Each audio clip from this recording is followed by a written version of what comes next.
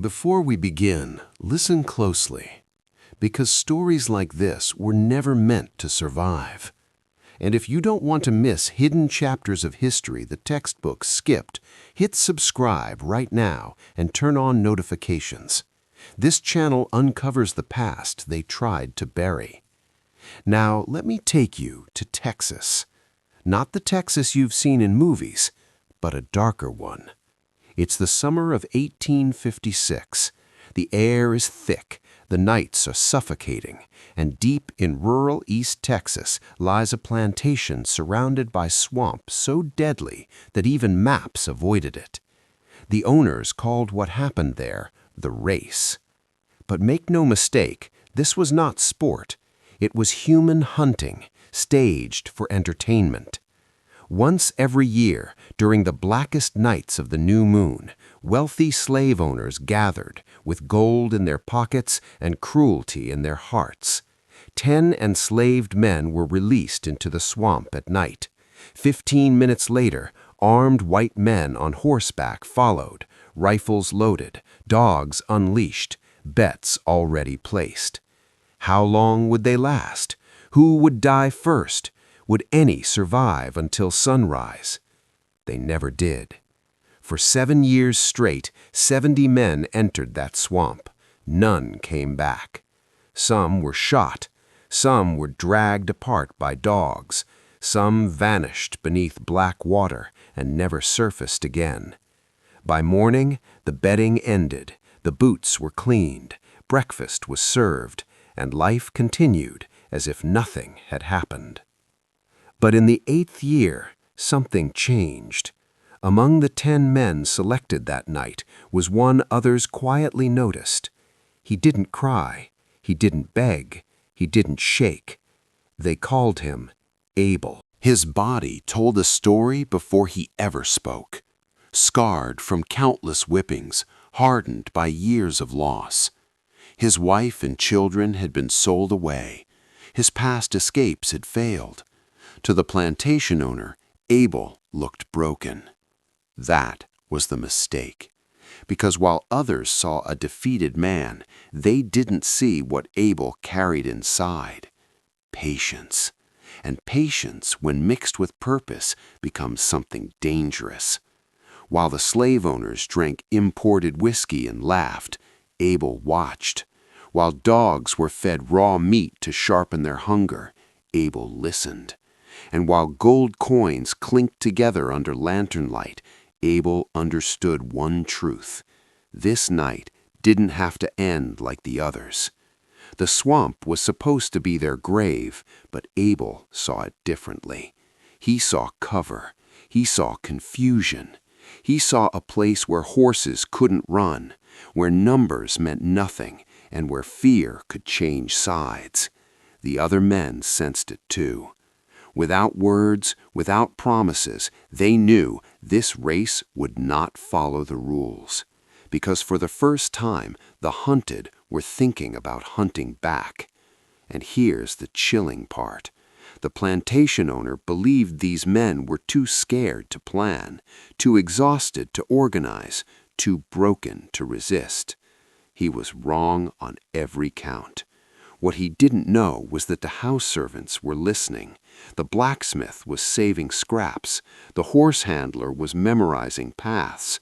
And the swamp was already choosing sides. This wasn't just a story about escape. This was the beginning of something far more dangerous. Because when the signal gun finally fired that night, it wouldn't start a chase. It would start a reckoning. You'll hear how a single whisper inside a slave cabin exposed the plantation's biggest weakness and why this race was doomed before it even began. If you're still watching, pause for 1 second. Stories like this don't survive by accident. Subscribe now so you don't miss what comes next. Because from here on, every decision means life or death. Now let's go back inside Blackwater Plantation. On the surface, it looked like every other southern estate of the 1850s. Wide fields, white columns, and order enforced by fear. But underneath that calm exterior, something dangerous was forming. Colonel James Whitmore believed he owned everything here: the land, the animals, the people. What he never considered was information. Blackwater stretched across thousands of acres, where pine forests dissolved into cypress swamp. The terrain itself was a weapon: thick mud, hidden sinkholes, water so dark it swallowed light. Whitmore thought this landscape guaranteed control. Instead, it became his blind spot.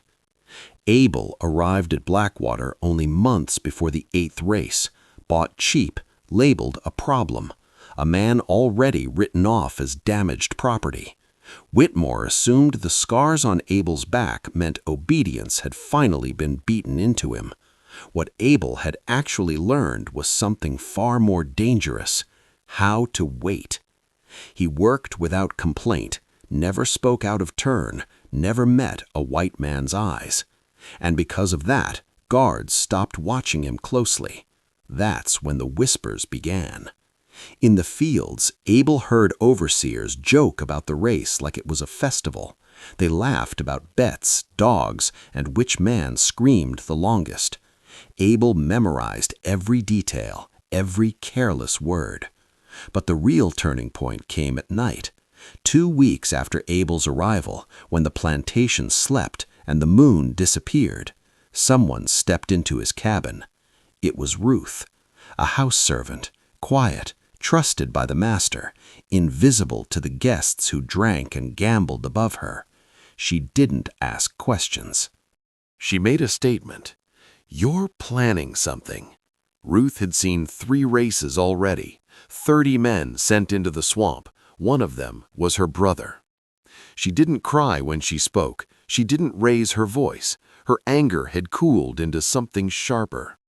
She told Abel things no field hand should ever know: where the guns were kept, which overseers drank themselves useless by nightfall, how many dogs guarded the kennels, and which man slept close enough to control them. For the first time in years, Abel felt something stir inside him. Not hope, possibility. Over the following weeks, Abel moved carefully. No gatherings, no patterns, one man at a time. The blacksmith, Samuel, who could shape iron into silence. The horse handler, Moses, who knew which animals would panic and which paths vanished into swamp. Isaiah, the elder, who remembered every past race, every mistake, every hunter's habit. None of them spoke of escape. That was important, because this wasn't about running. It was about reversing the rules. They learned how hunters always split into groups, where the dogs were released, which routes horses avoided. They learned that Whitmore himself never entered the swamp. He liked to watch. As the plan formed, it became clear this would not be survival. It would be confrontation, and it would demand men who understood one brutal truth: some of them would not make it. When Abel finally spoke openly to those selected for the race, he didn't promise freedom. He promised honesty. "You're already dead if you run," he told them. "This way, at least your death means something." One by one, they agreed. Not because they believed victory was certain, but because dying as prey was no longer acceptable. By late May, the pieces were set, weapons hidden, paths memorized, signals agreed upon. And then Ruth delivered the final detail that changed everything. This year, Whitmore planned to unchain the men hours before the race, to let hope grow before crushing it. When Abel heard that, he smiled, because hope, when used correctly, is a weapon. You'll hear how the countdown to the race begins, and why the Master's final act of mercy sealed his own fate. Before we go any further, take a second. If you're here for real history, the kind that was whispered, not written, subscribe now, because from this point on, the story accelerates. and there's no turning back. By early June, Blackwater Plantation no longer felt like a workplace. It felt like a stage. Carriages began arriving from across the South, Louisiana, Mississippi, Georgia, Alabama. Wealthy men stepped down in polished boots, carrying rifles in leather cases and laughter in their throats. They greeted each other like old friends, not like men gathering to watch human beings die. Tents were raised on the lawn, lanterns burned late into the night. Gold changed hands long before the first bet was officially placed. To the guests, this was tradition. To the enslaved, it was a countdown. Abel watched everything. He noticed how the hunters bragged about past kills. How dogs were kept hungry on purpose. How alcohol loosened discipline after sunset. Every detail mattered. Colonel Whitmore walked among his guests with pride, boasting about this year's race.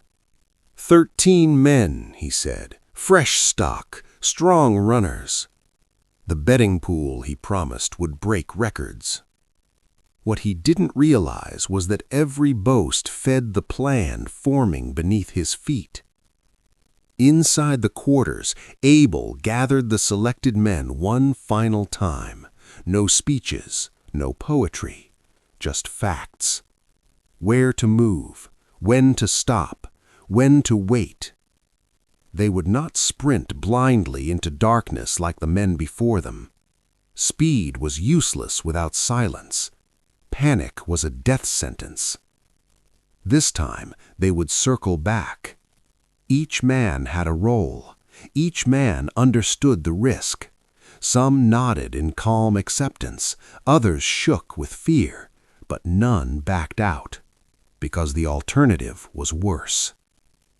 As the days passed, Ruth continued feeding them information, names of guests, numbers, who drank too much, who carried pistols instead of rifles, which men hunted for sport and which hunted because cruelty excited them.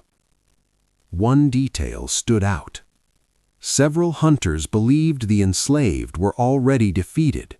They spoke openly in front of servants. They joked about how quickly this year's group would fall apart. That arrogance was priceless. On the morning of June 15th, the 13 men were separated from the rest. For the first time, they were not chained. They were given extra food, meat, bread, water. It was meant to be psychological torture, a taste of strength before the slaughter. Abel used the moment wisely. He reviewed the signals quietly, checked each man's eyes, confirmed resolve. No one spoke of fear. The first hunter makes a fatal mistake, and the swamp claims its first victim of the night. If you've stayed this far, don't blink now. Subscribe, because what happens next is the moment everything breaks open. The swamp didn't sound the way the hunters expected. They were used to screams, used to panicked splashing, used to prey giving itself away. This time, there was only silence.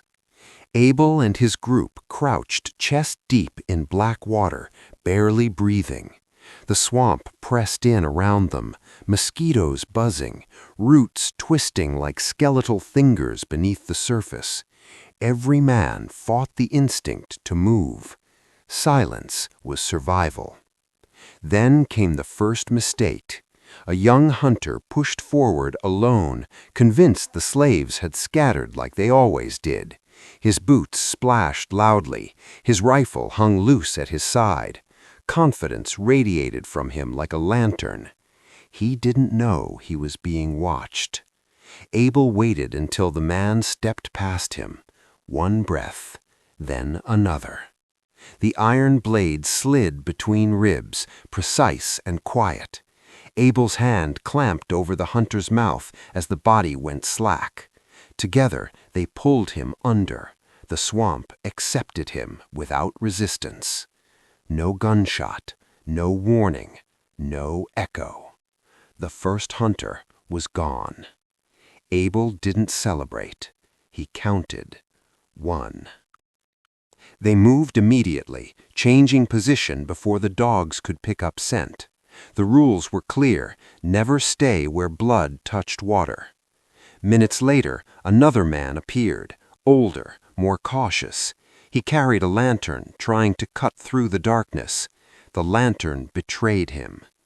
Light destroyed night vision. Worse, it announced location.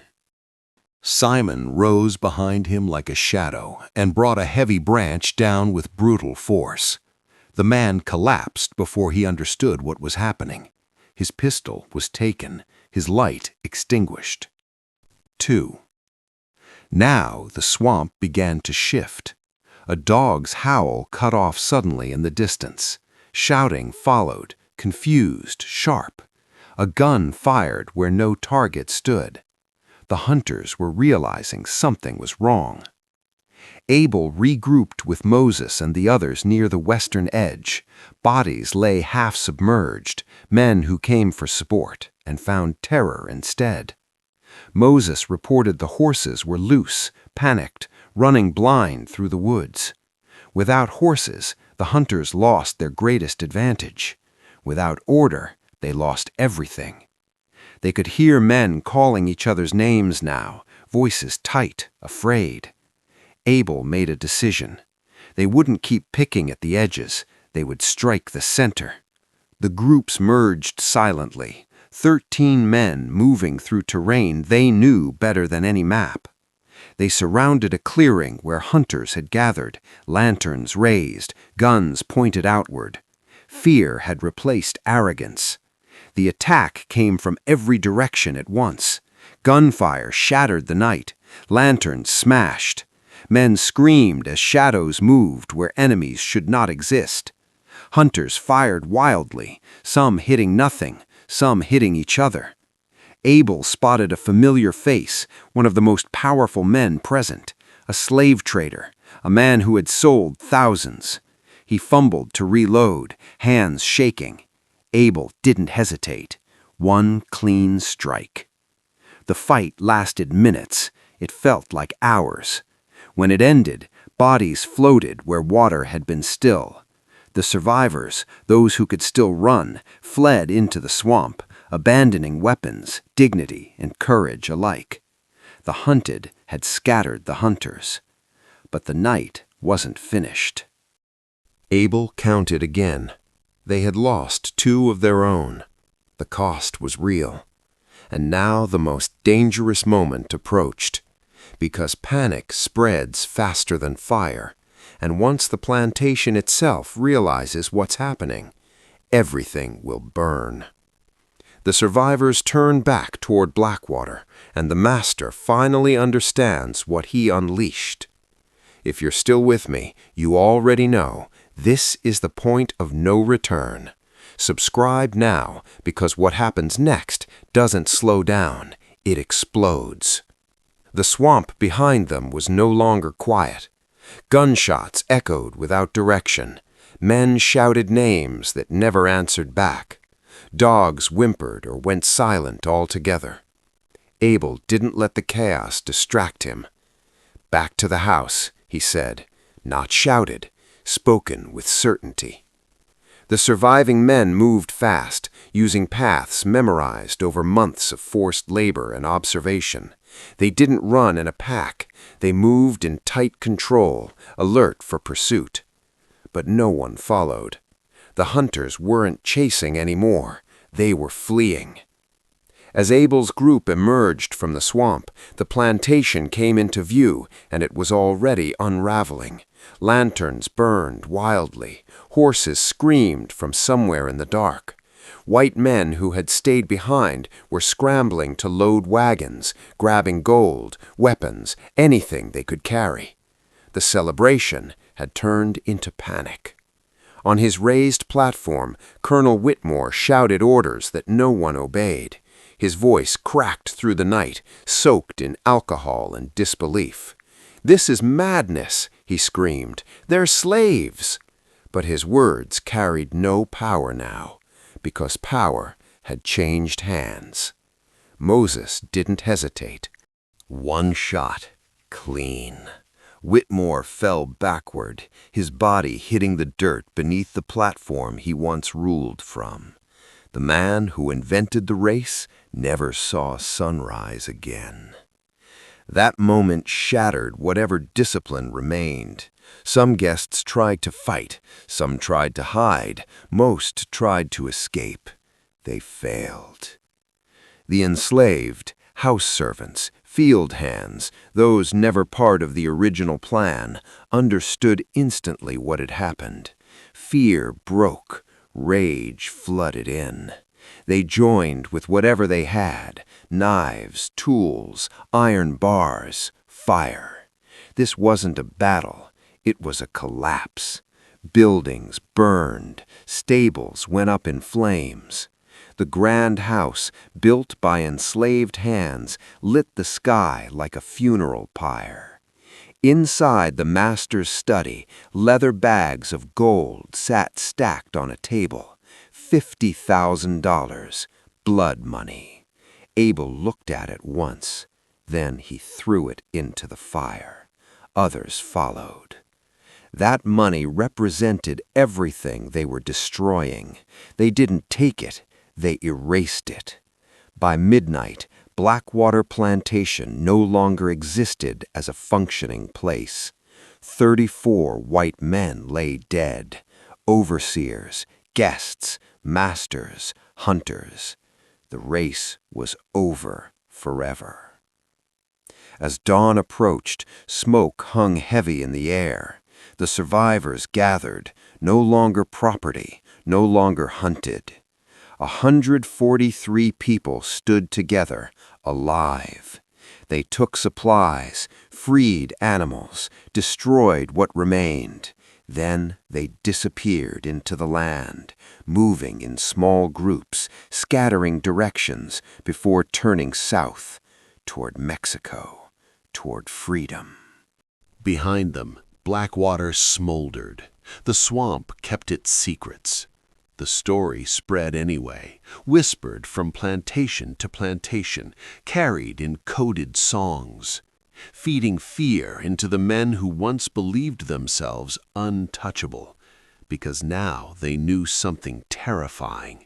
The hunted could organize, the hunted could strike, and the hunted could win.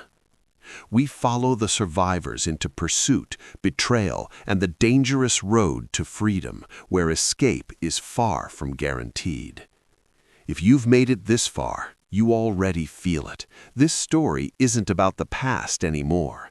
Subscribe now, because what happens next proves freedom is never given, it's hunted. By sunrise, Blackwater Plantation was nothing but smoke and ruin. But Abel didn't let relief settle in. Victory without escape was a death sentence. He knew exactly what would follow. By noon, riders would spread the news. By nightfall, posses would form. Within days, bounty hunters, militias, and state forces would flood the region. What happened at Blackwater couldn't be hidden. 34 white men dead, an entire plantation erased. The South would respond with fury. So they moved immediately. No speeches, no celebration. Groups split and vanished into the wilderness, each carrying only what mattered: food, tools, weapons, and memory. They traveled by night, rested by day, and erased their own tracks whenever possible. Abel led one group south, toward Mexico. That direction wasn't chosen at random. South meant distance. South meant borders. South meant laws that didn't recognize them as property. But between Texas and freedom lay hell. Swamps gave way to dry land. Forests thinned into open ground, and open ground meant exposure. On the third night, they heard the dogs. Not close, but close enough. Someone had found the trail. The group went silent. Fires were forbidden. Even whispers stopped. Every step became deliberate. One man panicked. He wanted to run. Abel stopped him. Running meant noise. Noise meant death. They changed direction sharply, doubling back through rocky ground that wouldn't hold scent.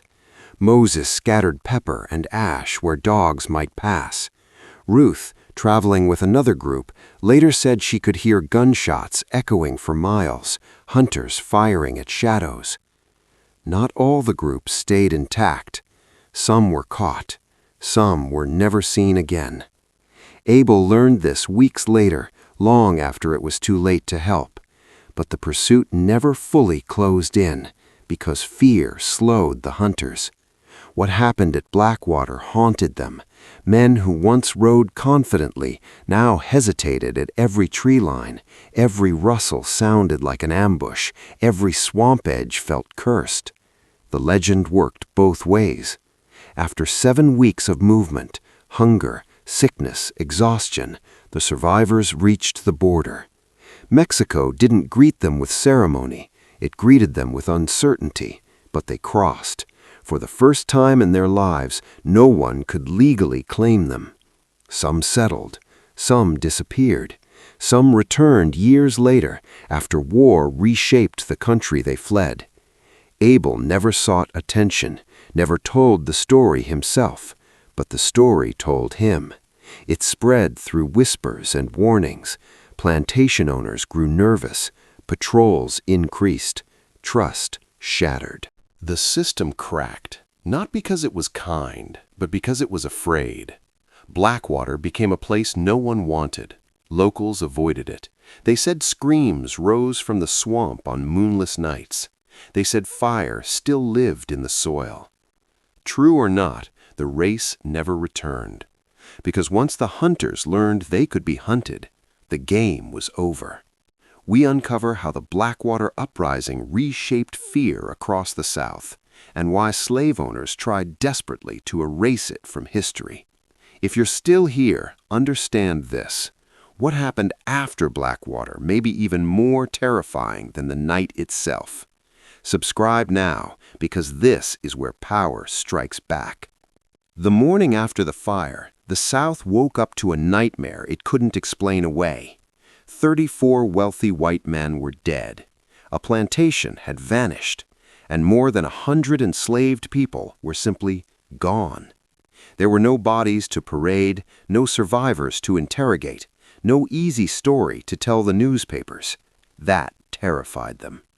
Local officials arrived days later, not to investigate justice, but to contain panic. They walked through ash and twisted iron, pretending this was an accident, a riot, anything except what it truly was, an organized uprising. They sealed records, they buried names, they warned witnesses into silence. Because if the truth spread unchecked, it would infect every plantation from Texas to the Carolinas. And still, it spread. Not in print, in whispers, field to field, cabin to cabin, carried by people who knew how to hide messages inside songs and prayers. The message was simple and explosive. It can be done. Plantation owners felt it immediately. Overseers were armed more heavily. Night patrols doubled. House servants were watched like strangers. But fear doesn't restore control. It exposes weakness. Men who once believed themselves untouchable now slept lightly. Every missing tool looked suspicious. Every quiet slave looked dangerous. The system reacted the only way it knew how, with brutality. Punishments increased. Escapes were answered with executions. Entire families were sold away as warnings. But that only deepened resentment, because Blackwater had already changed the equation. For decades, slave owners told themselves the same lie, that enslaved people were incapable of coordination, strategy, or collective violence. Blackwater shattered that illusion. It proved something they couldn't unlearn. The state eventually seized the land. It was auctioned, quietly, without ceremony. But no one wanted it. Too many rumors, too much blood. Locals avoided the swamp. They said the water moved on its own, that lanterns flickered where no men stood, that dogs refused to enter after dark. True or not, fear did the work history tried to undo. As for Abel, his name never appeared in any official document. No bounty poster, no trial record, no grave. That was deliberate. To name him would be to admit what he represented: resistance. Years later, after war tore the country apart and slavery finally collapsed, fragments of the story surfaced. Former enslaved people spoke carefully, never loudly. Some claimed Abel lived out his days quietly. Others said he vanished into Mexico forever. The truth didn't matter as much as the symbol. Blackwater became a warning passed between masters. Don't push too far. Don't assume obedience. Don't forget what fear can teach. Because once fear changes sides, chains stop working. History prefers clean endings. This story never got one. It ended in smoke, movement, and silence. And maybe that's why it survived. We'll confront the hardest question of all: why stories like Blackwater were erased, denied, and labeled impossible, and what that tells us about who controls history. Before we go any further, understand this: history isn't just written by winners, it's edited by those who fear the truth. So if you want the full story, subscribe now, because this is where the lies begin. After Blackwater, something unusual happened. There were no headlines, no official investigations, no trials that history students could memorize. And that wasn't an accident. Southern newspapers briefly mentioned a disturbance in rural Texas, an incident involving fire and lawlessness. Names were omitted, numbers were softened, responsibility blurred. Because admitting the truth would have meant admitting something far worse: that enslaved people didn't just rebel in desperation, they planned. Plantation owners understood the danger immediately. If Blackwater was acknowledged as organized resistance, it would become a blueprint, a lesson, a spark. So they did what systems of power always do when confronted with proof of their weakness: they erased. County records disappeared, witness statements were reworded, survivors were threatened into silence. The story was reframed as chaos, not strategy, violence, not justice, madness, not consequence. And most importantly, Abel was never named, because naming him would turn a faceless event into a human example, a man others could imagine becoming. But silence has limits. Among the enslaved, Blackwater became legend. Not exaggerated, but sharpened. Details were passed carefully, never all at once. Children heard fragments. Adults spoke in metaphor. Songs carried warnings hidden inside hope. The lesson wasn't rise up blindly. It was something far more dangerous. Watch, learn, wait. Plantation owners sensed it. That's why laws tightened. That's why literacy bans were enforced harder. That's why gatherings were broken apart.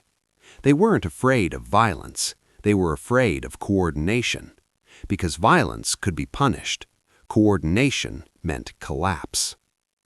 Blackwater forced a reckoning no law could fully contain. Slaveholders began to question their own safety, not from armies, but from the people they slept beside every night. The myth of absolute control was gone, and myths are fragile things. After the Civil War, historians avoided stories like Blackwater. They complicated the narrative. They challenged the idea that freedom was granted from above rather than seized from below. So they were sidelined, questioned, labeled unverified. But absence doesn't mean false. It means inconvenient. Today, Historians find pieces, letters that don't align, land seizures with no explanation, sudden disappearances of wealthy men whose estates collapsed overnight. Blackwater doesn't fit neatly into textbooks. That's why it matters. Because it reminds us that oppression doesn't fail because it's immoral. It fails because it underestimates people. And Abel, whether he lived quietly or vanished into history, represents something systems can never fully erase. The moment fear changes sides. The moment the hunted decide survival isn't enough. The moment silence turns into planning. We'll break down the most chilling legacy of Blackwater, how one night permanently altered the psychology of slave ownership across the South. You're still watching. You already understand something powerful. Blackwater didn't end in that swamp. Subscribe now because this part explains why the South was never the same again. After Blackwater, something invisible spread faster than any rumor: fear. Not the kind enslaved people had lived with for generations, but a new fear, one the masters had never known. Plantation owners had always believed violence flowed in one direction: whips cracked, chains closed, guns pointed outward. Blackwater reversed that logic. Men who once slept soundly now woke at every noise. Footsteps outside the house felt threatening. Silence in the quarters felt dangerous. Trust evaporated. House servants were no longer loyal. Field hands were no longer simple. Every person became a potential conspirator, and paranoia does strange things to power. Plantation owners changed routines. Guns were kept closer. Dogs were chained nearer to bedrooms than fields. Overseers were rotated frequently, not for fairness, but to prevent familiarity. Familiarity breeds trust. Trust breeds vulnerability. The irony was cruel. The more owners tried to control, the more obvious their fear became. Enslaved people noticed. They always did. Blackwater taught them something critical. Not everyone had to rise up. The idea alone was enough to weaken the system. A rumor of coordination forced owners to spend money, time, and energy on security instead of profit. That alone was resistance. Some plantations quietly canceled events that resembled races. Others stopped allowing nighttime gatherings entirely. A few owners sold land near swamps and forests, convinced the terrain itself was an enemy. The land hadn't changed. The belief had. Even lawmakers felt it. Private letters revealed discussions about harsher patrol laws, stricter movement controls, and increased punishment for literacy. Not because rebellion was common, but because it was now imaginable. And imagination terrifies systems built on obedience. Blackwater also reshaped how violence was understood. For the first time, many slaveholders grasped that brutality didn't always suppress rebellion. Sometimes it prepared it. Every lash became a lesson, every sale a reason, every humiliation a memory. Abel's story, whether fully known or not, stood as proof. You could break a man's body and still fail to control his mind. What made Blackwater especially dangerous was its precision. It wasn't chaotic rage. It was timing, intelligence, cooperation. That challenged the narrative of enslaved people as incapable of organization. That narrative had justified everything. Without it, the moral lie cracked. Years later, during the Civil War, Union officers reported something striking. Enslaved people didn't just flee when armies approached. Many already understood logistics, terrain, and coordination. They had learned long before soldiers arrived. Blackwater wasn't the cause, it was the warning, a sign that the system had been living on borrowed time. And yet, despite its impact, history kept trying to soften the truth. Stories framed enslaved resistance as rare, accidental, or aided entirely by outsiders. Blackwater contradicted that comfort. It showed what happens when people pushed beyond endurance decide the cost of submission is higher than the cost of defiance. That realization never left the masters. Even after slavery collapsed, the fear lingered, reshaped into new laws, new controls, new systems with familiar intentions. Because once power sees itself reflected in the eyes of those it oppresses, it never sleeps the same again. We'll confront the most uncomfortable truth yet: how Blackwater forces us to rethink who really ended slavery and why that question still matters today. Before we go any further, pause for a second, because this part challenges everything you were taught. Subscribe now, because history gets rewritten right here. Most history books tell a clean story. Slavery ended because of laws, because of speeches, because powerful men decided it was time. Blackwater doesn't fit that version. Blackwater forces a harder question. What if slavery didn't end because it was outlawed, but because it became impossible to safely maintain? Plantation owners didn't just lose moral ground, they lost control. And control was the foundation of the entire system. Events like Blackwater proved something dangerous. Enslaved people didn't need permission, armies, or outside leadership to resist.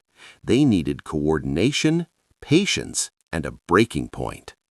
That terrified those in power far more than abolitionist pamphlets ever did, because pamphlets could be burned, people could not. Long before laws changed, the cost of ownership was rising. Patrols, weapons, guards, insurance, replacements for destroyed property, it all added up. Every rumor of resistance drained profit. Blackwater wasn't isolated. It was part of a growing pattern of refusal. Some escaped, some sabotaged, some waited. The system had to respond with increasing force just to stand still. That's not stability, that's decay. When war finally came, enslaved people didn't hesitate. They fled, guided, informed, and assisted Union forces, not because they were freed first, but because they recognized an opening. They had been preparing for decades. Blackwater showed that freedom wasn't introduced, it was already being practiced in secret. That truth unsettles comfortable narratives. It means enslaved people weren't passive recipients of freedom. They were active agents shaping its arrival. History often celebrates the moment chains fell. Blackwater demands we acknowledge the long process that weakened the chains in the first place. And that process involved risk, intelligence, and sacrifice, often without recognition. Abel never signed a declaration, never wore a uniform, never stood on a battlefield recognized by monuments. Yet his actions, and those of people like him, made the system afraid of its own shadows. That fear mattered. Because systems don't fall when they're confronted, they fall when they can no longer rely on obedience. Even after emancipation, echoes of Blackwater remained.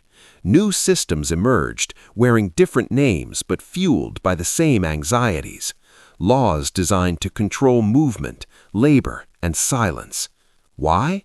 Because fear doesn't vanish, it adapts. Blackwater's real legacy isn't fire or death. It's the reminder that power is always conditional. It depends on belief. It depends on silence. It depends on the assumption that resistance is impossible. Once that assumption collapses, everything else follows. That's why Blackwater had to be buried, and that's why remembering it matters. Not to glorify violence, but to understand truth. We'll look at the modern echoes of Blackwater, how the same patterns of control, resistance, and fear still shape the world today. If you think Blackwater ended in the 1800s, think again. Because this part isn't about history. It's about now. Subscribe, because the patterns you're about to hear are uncomfortably familiar. Systems don't disappear when they collapse. They evolve. After slavery ended, the fear that powered it didn't vanish. It changed shape. New laws replaced old chains. New language replaced old cruelty. Control stopped looking like ownership and started looking like policy. But the logic stayed the same. Limit movement, control labor, criminalize resistance. Blackwater exposed something permanent about power.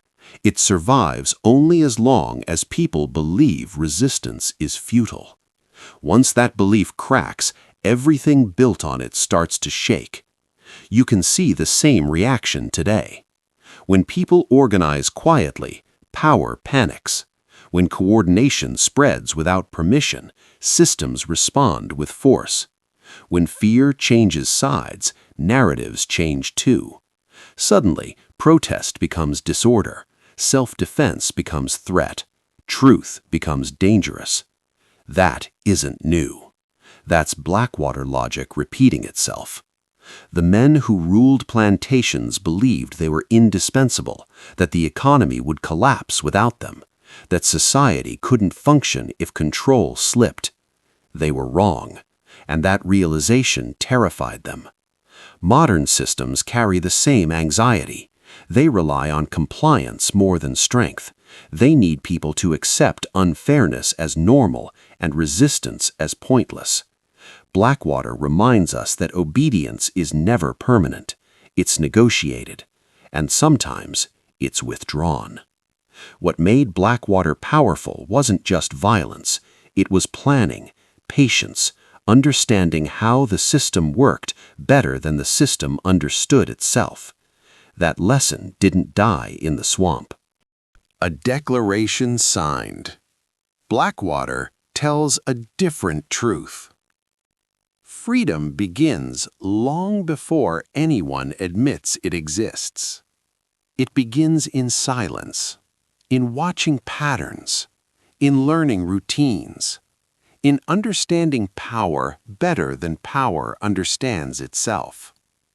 That's what made Blackwater inevitable. Not rage, not chaos, preparation. Abel and the others didn't wake up one day and choose violence. They were shaped into strategists by years of being observed, underestimated, and controlled. Every insult taught them restraint. Every punishment taught them patience.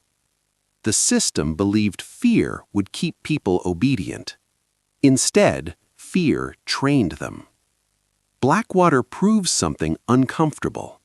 Oppression often creates the very intelligence that destroys it.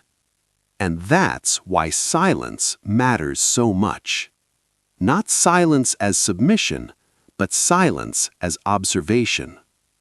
The masters mistook quiet for weakness. They assumed compliance meant acceptance. They never imagined that silence could be storing information, measuring risk, and waiting for alignment. By the time the truth revealed itself, it was too late. Fire doesn't ask permission. What followed Blackwater wasn't just destruction, it was transformation. The idea of absolute control died that night. Even where slavery continued, it did so under a shadow of doubt. Doubt changes behavior. It forces overreaction. It drains resources. It fractures trust. That's how systems fall, not all at once, but from the inside out. And here's the hardest lesson of all. Blackwater didn't succeed because everyone was brave.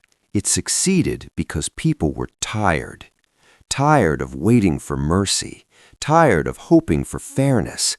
tired of surviving without living. That kind of exhaustion sharpens resolve. It clarifies priorities. It turns fear into focus. History often asks why people don't resist sooner.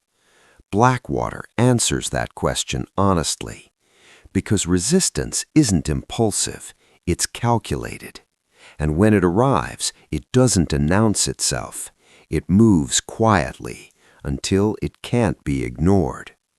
Even now, the instinct to erase stories like Blackwater persists, not because they are violent, but because they are instructive. They teach that power is conditional and that silence can be strategic. They remind us that no system, no matter how entrenched, is immune to the people it depends on. Abel may never have wanted to be remembered, but memory doesn't belong to individuals. It has consequences. Blackwater's consequence was this: fear learned to look upward. And once that happens, control is never absolute again. The story doesn't end with flames dying out or borders crossed. It ends with a question, one that every generation must answer for itself. What are people quietly learning right now that power assumes they never will?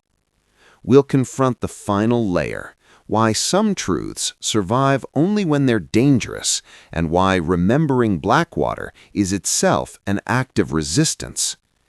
If you're still listening, understand this. Stories like Blackwater don't survive because they're preserved.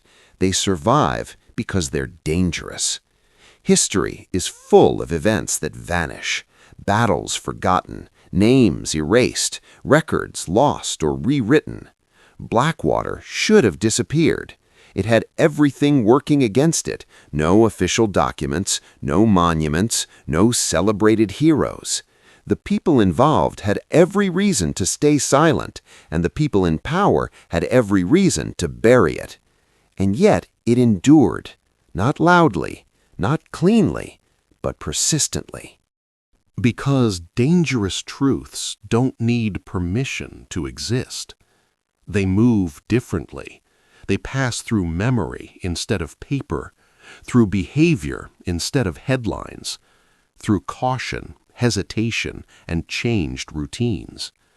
Blackwater survived because it changed how people acted. Slaveholders didn't need to believe every detail to feel its impact. The uncertainty alone was enough. Was it exaggerated? Was it incomplete? Did it really happen that way?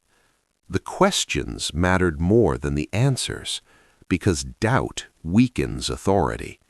Once people in power start asking, "What if?" they've already lost something. That's why Blackwater couldn't be openly discussed. Open discussion invites comparison. Comparison invites learning, and learning invites repetition. Silence was safer. But silence cuts both ways. Among the enslaved, Blackwater meant something entirely different. It wasn't just a story, it was confirmation. Confirmation that observation mattered, that patience had value, that coordination could overcome cruelty. It told them they weren't imagining the cracks, that knowledge doesn't fade easily, it waits. Dangerous truths don't rush. They linger until conditions allow them to surface again. That's why systems built on control obsess over narrative. Who tells the story determines what lessons are learned. If the story is framed as chaos, people fear repetition. If it's framed as strategy, people study it. Blackwater threatened the wrong lesson. It suggested that resistance didn't require permission or perfection, only alignment. That idea is timeless. That's why versions of Blackwater echo throughout history. Different names, different places, same response. Suppress the story, discredit the witnesses, label it exaggerated, radical, impossible. but repetition itself becomes evidence. If something truly didn't matter, it wouldn't need to be erased so carefully. The truth is, Blackwater was never just about one plantation or one group of people. It was about what happens when silence is misread, when patience is mistaken for weakness, when observation is dismissed as ignorance, when compliance is assumed to be consent. Those mistakes repeat everywhere power grows comfortable. That's why remembering Blackwater isn't nostalgia, it's awareness. It forces us to ask uncomfortable questions about the present, about what stories are minimized today, about whose experiences are labeled isolated or unverified, and about what knowledge is quietly being passed beneath the surface, waiting for the right moment. Because dangerous truths don't announce themselves as revolutions, they announce themselves as adjustments, a pause, a hesitation, a system suddenly unsure of itself. Blackwater lived in those moments. It didn't need validation. Its impact proved its reality. In the final chapter, we close this story by confronting the ultimate question: what responsibility comes with knowing stories like Blackwater, and what happens if we choose comfort over truth? If you've stayed until now, this isn't entertainment anymore. It's my responsibility. So before the story ends, subscribe, because remembering is a choice. Blackwater doesn't ask to be admired, it asks to be understood, not as a legend of violence, but as a lesson about what silence carries and what happens when it finally breaks. The people who lived through Blackwater didn't leave memoirs. They didn't record their strategies or document their losses. Many never spoke of it again, not because it didn't matter, but because survival demanded forward motion. And that's where responsibility shifts from them to us. Because forgetting isn't neutral. Forgetting protects systems that depend on amnesia. History doesn't disappear on its own. It's pushed aside, simplified, softened, or reframed until it no longer threatens anyone. Blackwater threatened too much. It threatened the idea that freedom arrives politely. It threatened the comfort of believing oppression collapses without resistance. It threatened the illusion that power is surrendered willingly. So it was buried. And yet, here we are, talking about it anyway. That alone proves something important. Truth doesn't require permission to resurface. It only requires someone willing to listen without flinching. Blackwater teaches us that silence isn't empty. It's active, it's observant, it's patient, and when it ends decisively.